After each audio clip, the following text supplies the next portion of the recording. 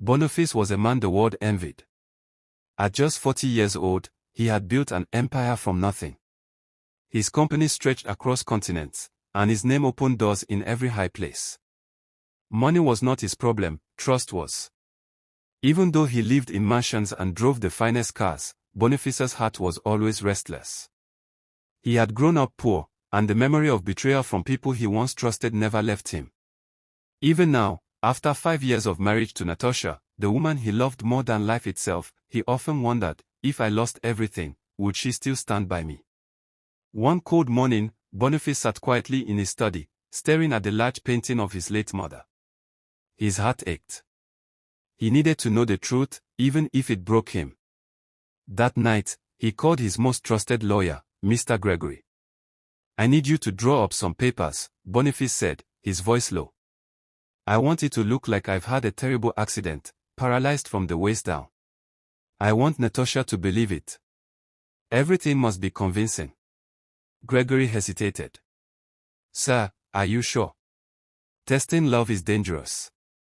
You might not like what you find. I must know, Boniface whispered, staring out into the dark night. I must. The very next week, the plan was set into motion. News spread quickly, billionaire Boniface involved in a terrible car accident, now paralyzed for life. Natasha rushed to the hospital in tears, her makeup smeared, her hands shaking. When she saw Boniface lying there, motionless, her heart broke into pieces, or so it seemed. For the first few days, she never left his side. She wiped his forehead, fed him, cried softly into his hospital sheets. Boniface, through the tiny gap of his almost closed eyes, watched her carefully. At night when she thought he was asleep, she would sit by the window, staring at the moon, whispering, God, why him? Why now? Boniface's heart ached with guilt. Maybe he didn't need to test her after all. But patience, they say, reveals the true heart. 2 weeks later, things began to change. Natasha stopped coming every day. She began to complain about the smell of medicines, the weight of responsibility, the death of the man she married. You're no longer the Boniface I fell in love with, she whispered one night, thinking he was asleep. You're just a body now. A burden. Each word was like a dagger driven into Boniface's chest.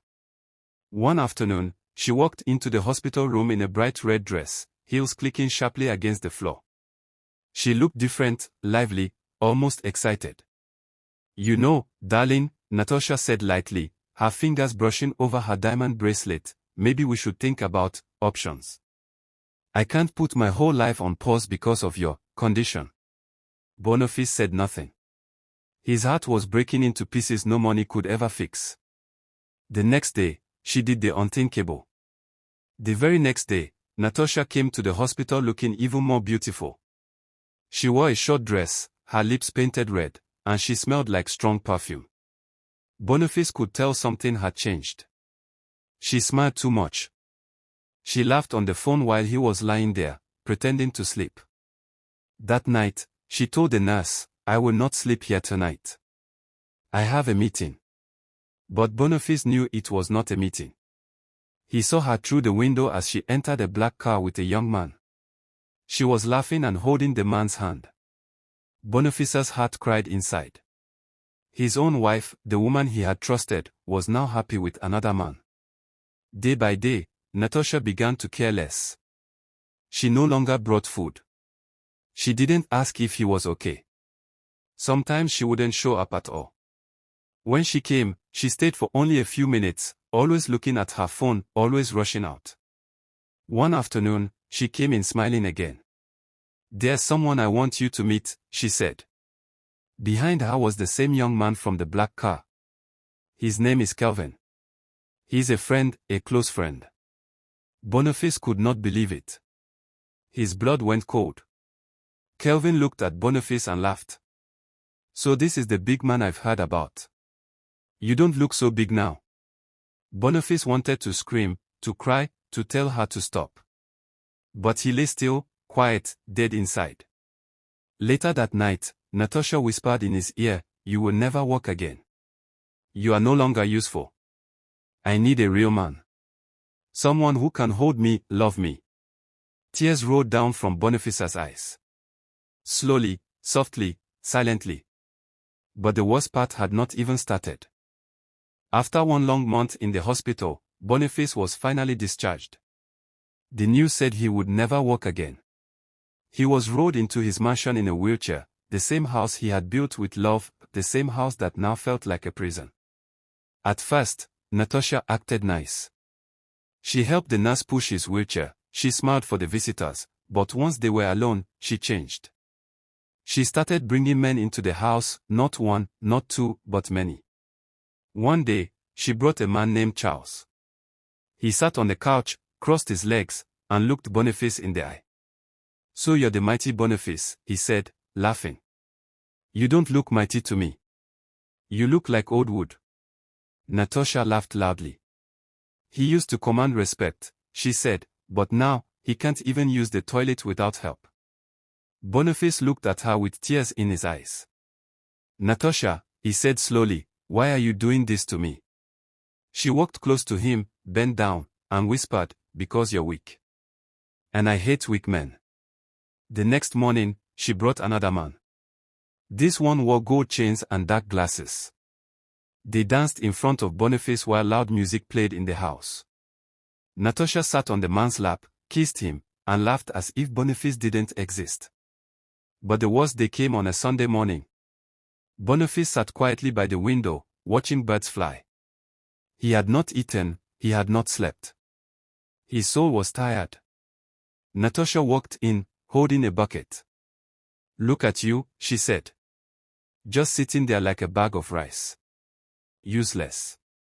Then, without warning, she poured the whole bucket of cold water on his head. Boniface shivered. "What did I do to deserve this?" he cried.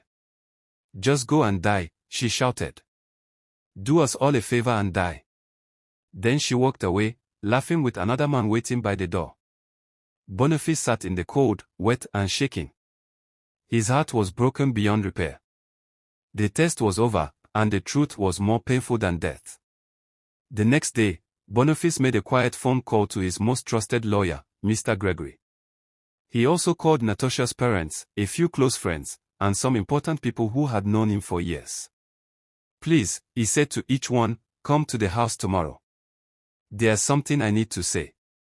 When Natasha heard about the meeting, she smiled. "Maybe he's finally going to give up everything and leave me the house," she whispered to Charles. "Let me dress well. I want to look like a queen." The next morning, everyone arrived. The living room was full. Natasha wore her finest clothes. She laughed with her mother and acted like the perfect wife. Boniface was rolled into the middle of the room in his wheelchair. The room went silent. He looked around slowly. Then he spoke. "I called you all here today because I have something very important to say." Everyone leaned forward. Natasha smiled. "For weeks, I have been sitting in this chair, pretending," he said calmly. "Pretending that I cannot walk. Pretending that I am broken. But I am not." Gasps filled the room. "I only wanted to test one thing, the heart of the woman I married. I wanted to know if she would still love me without the money, without the power, without the fame. And now, I know." Slowly, Boniface stood up from the wheelchair. Everyone shouted in shock. Natasha's legs shook. Her hands covered her mouth. She dropped to her knees. "No, no, please, Boniface," she cried. "I didn't mean any of it. I was confused. I still love you. Please, forgive me." Boniface looked at her with empty eyes. "I loved you with all I had. But you only loved me when I was strong." Then he turned to Mr. Gregory. "Give her the papers." Mr. Gregory stood up and handed Natasha a white envelope. "These are divorce papers," he said. "Sign them today." Natasha screamed. She begged. She held Boniface's feet. But it was too late. Boniface turned and walked out of the room. He didn't look back. The test was over. And so was the marriage ended.